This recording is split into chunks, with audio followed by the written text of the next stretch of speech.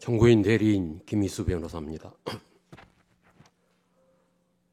헌법재판소가 힘들고 어려운 여건 속에서 당사자 쌍방의 공평한 기회를 보장하고 법이 정한 절차와 헌법재판소가 확립한 선례에 따라 오늘 2회의 변론 준비 기일과 11회의 변론 기일을 진행해 주신 데 대해 먼저 경의를 표합니다. 이 기회를 통해 국회 소추 대리인단은 피청구인에 대한 파면 사유와 필요성을 충분하게 주장하고 소명 입증할 수 있었습니다. 감사합니다. 오늘 저는 신뢰와 헌법, 신뢰와 대통령에 관하여 말씀드리려고 합니다. 공자의 제자 자공이 스승에게 정치에서 무엇이 중요한지 물었습니다. 공자는 대답하였습니다. 식량을 풍족하게 하는 것, 군비를 넉넉히 하는 것, 백성들이 믿도록 하는 것이다. 자공이 다시 물었습니다. 어쩔 수 없이 한 가지를 버려야 한다면 어느 것을 먼저 버려야 합니까? 군대를 버린다. 자공은 또다시 묻습니다. 또 한 가지를 버려야 한다면 어느 것을 버려야 합니까? 식량을 버린다. 예로부터 죽음은 모두에게 있는 것이지만 백성들의 믿음이 없으면 나라는 존립하지 못한다. 논어의 안연편 제7절에 나오는 구절입니다. 우리 국민들에게 정치에서 무엇이 중요한지 묻는다면 어떤 대답이 나올지 궁금합니다. 전쟁과 굶주림에 참혹한 기억을 간직하고 있는 세대라면 아마도 국방이 가장 중요한 것이고 또한 식량이라고 할지 모르겠습니다. 그런데 공자가 살았던 BC 5세기 춘추 시대의 말기는 그야말로 굶주림과 전쟁이 끊임없이 이어졌던 시대였습니다. 그 혼란의 시대에서 공자가 통찰한 정치의 근본은 백성의 믿음이 없으면 나라는 설 수 없다는 것이었습니다.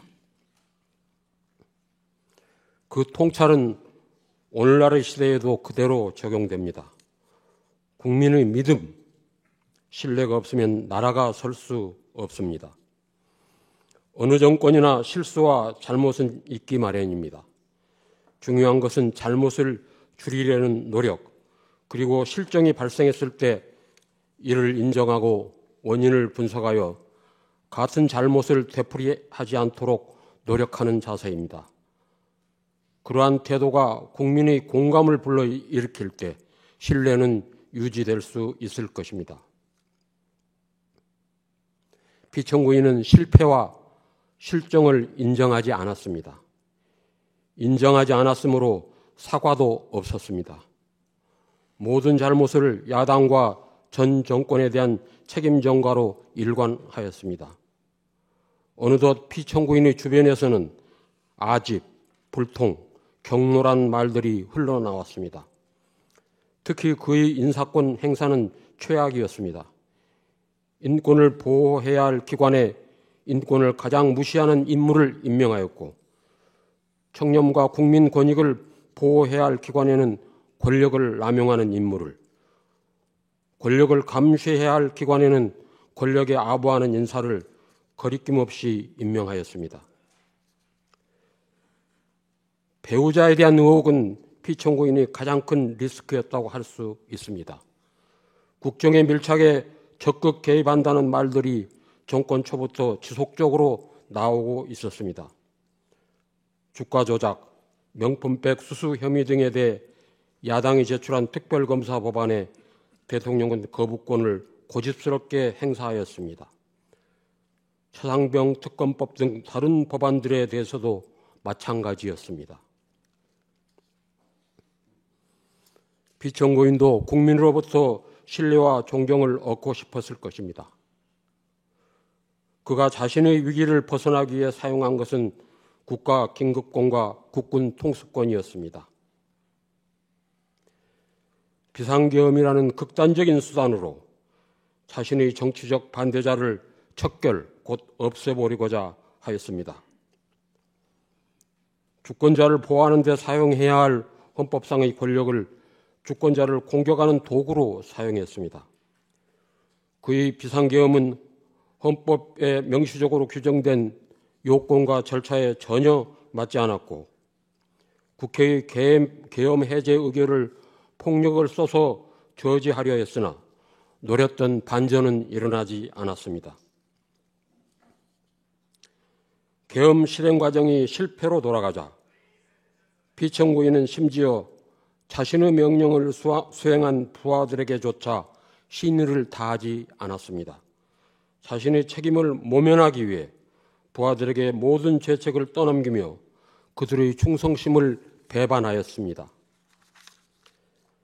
이러한 피청구인이 국민으로부터 신뢰와 존경을 얻으려 했다면 참으로 아이러니한 일입니다. 대통령은 국정 최고 책임자로서 최고의 권력자입니다. 헌법은 대통령이 최고의 권력을 갖고 있기에 그에게 헌법 수호 책임을 부여하고 있습니다. 대통령이 취임식에서 헌법을 준수하겠다는 선서를 하는 순간은 취임식의 하이라이트이며 가장 엄숙한 시간입니다. 헌법을 수호하고 준수하겠다는 것은 국민들과 대통령과의 약속이므로 그 약속을 지키는 것이야말로 국민들로부터 신뢰를 받는 절대적 조건입니다. 피청구인이 위반한 헌법 규정과 원칙들은 민주주의 체제를 지키는 가장 중요한 것입니다. 그러므로 피청구인은 대통령으로서 헌법 수호의 책임을 다하지 못했다는 정도에 그치는 것이 아니라 적극적으로 헌법을 파괴하는 행위로까지 나아간 것입니다. 국민들이 부여한 신뢰를 최악의 방법으로 배신함으로써 민주공화국에 대한 반역 행위를 저지른 것입니다. 공자는 정치에 대한 신뢰가 없으면 나라가 존립하지 못한다고 강조하였습니다. 공자가 말한 정치에 대한 신뢰를 오늘날의 언어로 바꾸어 말한다면 헌법에 대한 신뢰, 민주주의에 대한 신뢰라고 말할 수 있습니다. 민주주의가 보호하는 것들은 특별한 것들이 아닙니다. 상식적이고 평범한 것들입니다.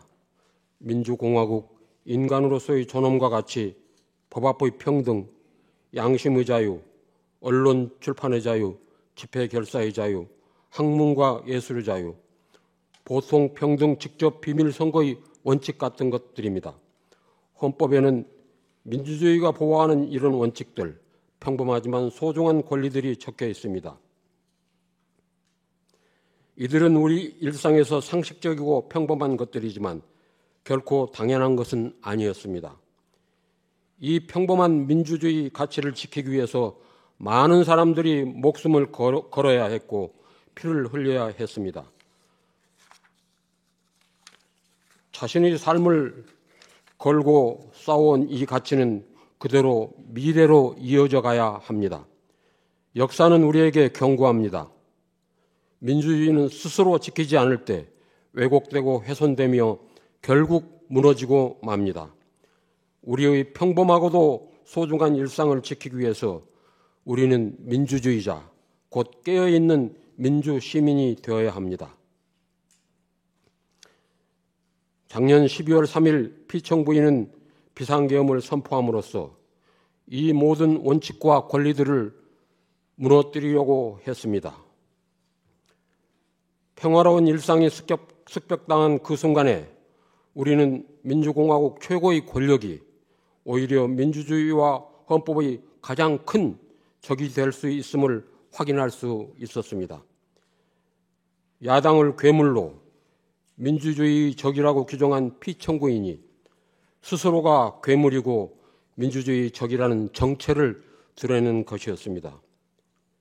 피청구인 행위는 단지 자신에 대한 신뢰를 추락시킨 것만이 아닙니다.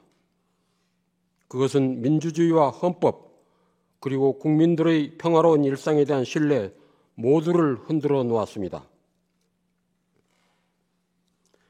이제 공동체의 상식과 보편적인 원칙, 그리고 정치와 헌법에 대한 신뢰를 회복해야 합니다. 이는 어느 정파를 지지하거나 반대해서가 아닙니다. 오로지 대한민국이라는 민주주의 공동체를 위해서입니다. 헌법이 무너진 현실 속에서 시민들이 헌법전을 찾아 읽고 필사까지 하고 있다고 합니다. 헌법조문을 읽고 필사하며 슬픔과 좌절감을 느끼는 경우도 있지 않을까 걱정스럽기도 합니다. 하지만 지금이야말로 시민들이 민주주의와 헌법을 그 합당한 깊이에서 제대로 이해할 수 있는 축복의 시간이 될 수 있습니다. 대한민국 미래의 희망을 볼 수 있기 때문입니다. 헌법의 작동을 이해하는 시민들이 많아질수록 우리의 평화롭고 아름다운 일상이 유린되는 일은 생기지 않을 것입니다. 존경하는 재판관님, 오늘 우리가 이 자리에 모인 이유는 바로 민주주의와 대한민국의 가치를 침해한 권력자에 대한 탄핵 심판을 위해서입니다. 그에 대한 검증은 끝났습니다. 사람에게 충성하지 않는, 하지만 충성만을 받고자 했던 인물, 상식을 뛰어넘는 언동으로 일방통행만을 일삼았던 인물, 손에 왕자를 새기고 나타난 인물, 대규모 군사 퍼레이드를 즐기며 역대 독재자 대통령들을 찬양한 인물, 헌법을 준수하거나 소화하기는커녕 파괴한 인물, 그가 대통령이 된 후 부끄러움은 온전히 국민의 몫이 되었습니다. 본 대리인은 감히 말씀드립니다. 지금 우리는 대한민국 민주 헌정사에 있어서 최대의 고비인 지점을 지나가고 있습니다. 이 재판은 민주주의와 헌법을 지키는 재판이며 대한민국의 존립을 지키는 재판이 될 것입니다. 우리는 민주주의의 가치를 믿으며 그 가치를 수호하고자 합니다. 오늘 우리는 모두 민주주의자입니다. 부디 피청구인 대통령 윤석열을 파면하여 주십시오. 감사합니다.